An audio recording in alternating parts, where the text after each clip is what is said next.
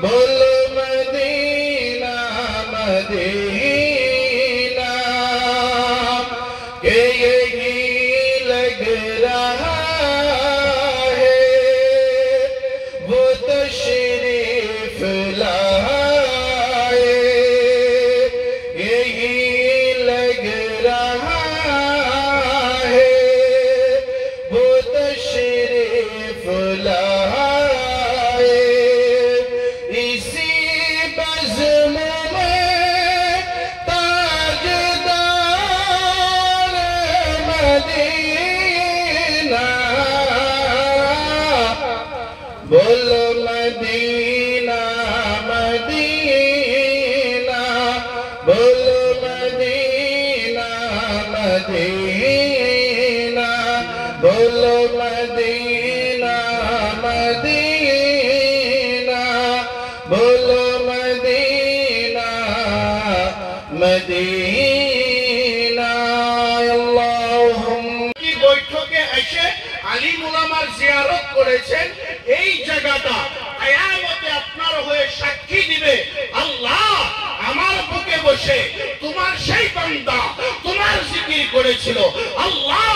তোমার জিকিরে আমার বুকে বসেছিল তোমার হাবিবের দুরূদের নিয়ে আমার বুকে বসেছিল আল্লাহ আমি মাটি আমি জমিন এই বান্দার হয়ে সাক্ষী দিতেছে ইনাকে তুমি বখশায়ে জান্নাতি বানাও বলেন সুবহানাল্লাহ আল্লাহ গুনাহগারের দোয়াও শুনে না না তো জমিনের দোয়া শুনবে না না আমার আল্লাহ এত মহান তো মুমিন মুসলমান আপনার বসা বিফলে যাবে না আপনি যে বয়ান শুনতেছেন বিফলে যাবে না কিয়ামতে এর সাজা এর বদলা আপনি নিশ্চয়ই পাবেন আর আলিমের মুখে যে আপনি শুনে শুনে সুবহানাল্লাহ আলহামদুলিল্লাহ বলেছেন এর বিষয় তো হাদিসে এসেছে আল্লাহর নবীর হাদিস কালিমাতানে হাবিবাতানে ইলার রহমান খাফিফাতানে আলাল লিসান সাকিলাতানে ফিল মিজান সুবহানাল্লাহি ওয়া বিহামদিহি সুবহানাল্লাহিল আযীম কুন সুবহানাল্লাহ আমার নবী জানাই আপনার নবী জানাই আল্লাহ দুইটা শব্দ বড় বেশি ভালোবাসে মনে রাখবেন বাবারা আল্লাহ দুইটা শব্দ বড় পছন্দ করে তার ভিতরে একটা শব্দ হইল সুবহানাল্লাহি ওয়া বিহামদিহি বলেন সুবহানাল্লাহ একটা হইল সুবহানাল্লাহি ওয়া বিহামদিহি দ্বিতীয়টা হইল সুবহানাল্লাহিল আযীম এই দুই শব্দ আল্লাহ বড় ভালোবাসে আর এই দুই শব্দ যে ব্যক্তি তিলাওয়াত করে জিকির করে কিয়ামতের ময়দানে যখন তার গুনাহ বেশি হবে মিজানের পাল্লাই এই দুই শব্দ ওই মিজানের রহমতের পাল্লাই উঠাইয়া দিবে সেই বান্দার গুনাহ কমায়ে নেকি বাড়াবে বলেন সুবহানাল্লাহ নবীর হাদিস আপনার কথা আমার কথা মিছা হইতে পারে কিন্তু আমার নবীর কথা মিছা নয় মনে রাখবেন আমার নবীর বুখারী শরীফের হাদিস আর লাস্ট নম্বর হাদিস এটা আল্লাহ দুই শব্দ পছন্দ করে আমার নবী বলেছে খাফিফাতানে আলাল লিসান যে ব্যক্তি এই দুই শব্দ মুখে দিয়ে উচ্চারণ করবে তার মুখে কষ্ট হবে না বলেন সুবহানাল্লাহ নবী বলেছে কষ্ট হবে না সুবহানাল্লাহ বলতে কষ্ট হয় কষ্ট হয় আপনার কষ্ট হয় না সুবহানাল্লাহি ওয়া বিহামদিহি সুবহানাল্লাহিল আযীম বললে কষ্ট হয় না তো এর দ্বারাই বোঝা গেল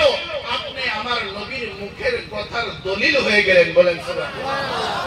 কথা লক্ষণীয় তো এই জমিন আপনার জন্য সাক্ষী দিবে সুবহানাল্লাহ কইছেন আমার বড় ভাই আপনাদের সামনে বলছে কিনা জানি না কিন্তু মনে রাখেন যদি একবার সুবহানাল্লাহ বলেন জান্নাতে একটা খেজুর গাছ হবে ওই গাছের ভিতরে মনে রাখবেন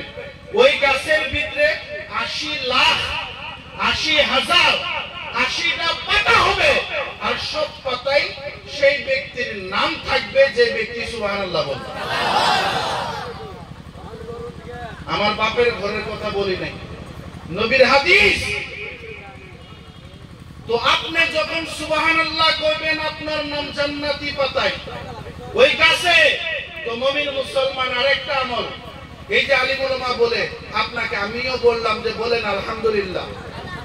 বলছিলাম না বা আপনারা বলছেন দেখেন এর আমলটা কি আর এর লাভ কি। আমি এই দুইটা বস্তু বুঝে ইনশাআল্লাহ আমার ওয়াজের দিকে যাব। আপনি যে আলহামদুলিল্লাহ বললেন, আমরা সচরাচর আল্লাহর জিকির করতে বা আল্লাহর নাম নিতে মানুষ বড় টান পায়। আরে বাবা,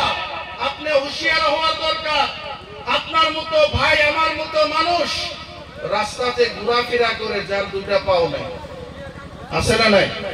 আওয়াজ দেন, আছে না নাই? আপনার মতো আমার মতো মানুষ রাস্তাতে আমরা দেখি যার হাত নাই।